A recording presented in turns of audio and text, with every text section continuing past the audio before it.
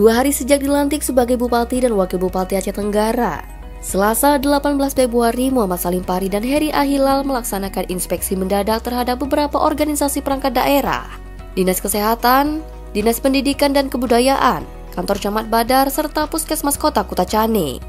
Sidak dilakukan bersama Sekretaris Daerah, Asisten Pemerintahan dan Keistimewaan, Asisten Administrasi Umum, serta Kepala Satuan Polisi Pamong Praja WH dan Linmas.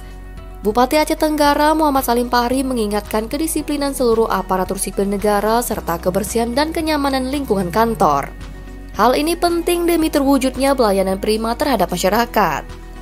Namanya sidak mendadak.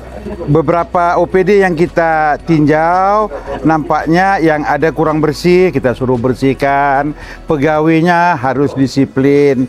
Dan hari ini kami bangga, Abdesi Kecamatan Badar, seluruh kepala desa Badar sudah berjanji kompak, sepakat wajah kantor camat ini akan berubah sebelum Lebaran. Makanya tadi pemerintah Kabupaten Aceh Tenggara memberikan sekedar support supaya semangat kepala desa dengan pimpinan yang baru, yaitu PLT Camat yang baru. Kita doakan Badar tetap sukses, Badar tetap jaya, Badar harus terus maju.